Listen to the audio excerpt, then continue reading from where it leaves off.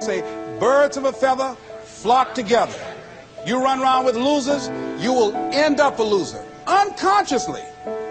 Unconsciously, you will pick up their ways, you'll pick up their habits, you'll pick up, most importantly, their attitude about life.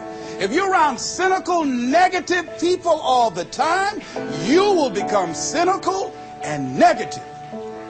So you got to watch yourself. Many of us are living out the lives of other people, living out their conclusions, living out of their consciousness. The other thing is that you begin to looking at your life and looking at what it is that you want to achieve. Another crucial thing that you must do is align yourself with powerful people. Align yourself with people that can encourage you, people that can empower you, people that you can learn from, people that you can grow from. That's very important. See, if you have people around you that can contribute to your growth. When I wanted to become a speaker, I joined the National Speakers Association. I wanted to be around the Dr. Norman Vincent Peales, the Zig Ziglars, the Dwayne Dyers. I wanted to be around people that were doing what I wanted to do. I wanted to learn from them. And you want to do that too. You want to align yourself with people who think like you, people who dream like you, people who want more out of life, people that are stretching and searching and seeking some higher ground in life. As opposed to the majority of people. Somebody said, always strive to get on top in life because it's the bottom that's overcrowded. And so you don't want to be on the bottom. See, it's easy to be on the bottom. It doesn't take any effort to be a loser. It doesn't take any motivation, any drive in order to stay down there on a low level.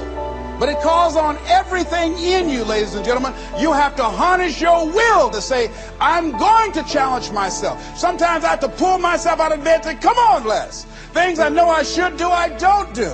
Things I shouldn't do, I do. I found that the biggest enemy you have to deal with is yourself. There's an old African proverb that says, if there's no enemy within, the enemy outside can do us no harm. So think about that.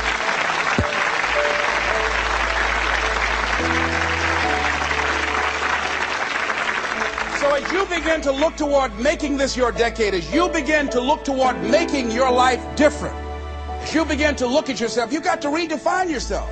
Who are you right now? And who must you become in order to create what you want? What has to change about you? What is it that you're doing right now that would be a liability for you? As you begin to look toward the future and take inventory of yourself, what is it about you right now that you've got to leave this behind because this no longer fits? Looking at where you want to go and the kind of person that you must become, the kind of standards that you have for you. What is it that you must do differently? Repeat out to me, please. If you want to keep on getting what you're getting, keep on doing what you're doing. See, that doesn't take an Einstein for that one. All right? It makes sense unless you change your pattern, unless you change the way you're thinking, unless you change your behavior, you're going to continue to produce the results in your life. See, all of us are winners, but some of us are producing results that we don't want. And so all you have to do is look at your game plan, look at your strategy. How is it that you have been being? What is it that you've been doing to produce this? See, you're the director, you're the producer, you're writing the script, you're the star of your life. And as you begin to look at your life, you can decide whether or not it's a smash or whether or not it's a flop. That's in your hands. Look at your life, look at where you want to go. Don't worry about your circumstances. Don't worry about your age. I have a friend who's up in age, over 70, and she wanted to build a multi-million-dollar complex. Her name is Dr. Johnny Coleman. Lenders and bankers say, you can't do that, you're too old.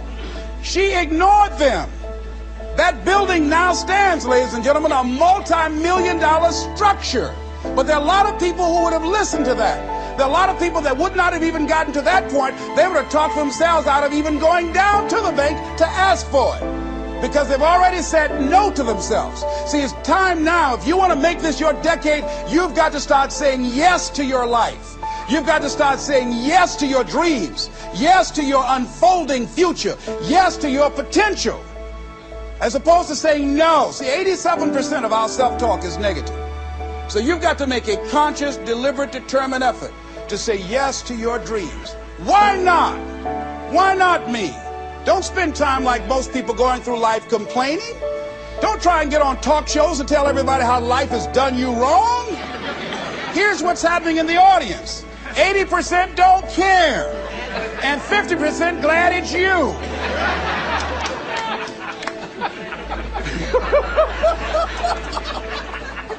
All right? So when you know that, you don't go around crying, oh, you know what they did to me? Who cares? Get away from me before they come back.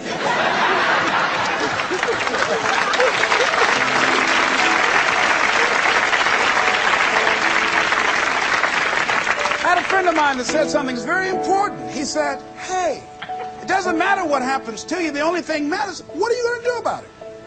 That's all that matters. Okay, life knocked you down. What are you going to do about it? How long are you going to sit there and say, you know what they did to me?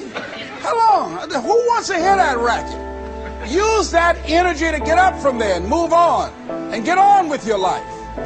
You got to learn to let the past go so you can grow. Many people never act on their dreams because they allow their past experiences to determine what their possibilities are. Whatever you've done in the past, that's not a reflection of your possibilities. That's just a reflection of your consciousness. That's just a reflection of your development and your growth. The future is unfolding for you right now. The future is unlimited for you right now. No one knows where you can go. No one knows what you're capable of or what's possible for you. You don't even know that. I had no idea, ladies and gentlemen. No one could have convinced me that I was able to do this. I'll never forget, I was speaking in Detroit, and a high school friend of mine saw me afterwards, and he was backstage. He said, I can't believe it's the same person. And I thought for a moment, and I said, it's not. The person you know, he's gone. He doesn't live here anymore. We have the power to change our personal history, changing the direction of our lives, changing our thoughts, changing where we want to go, exploring new horizons.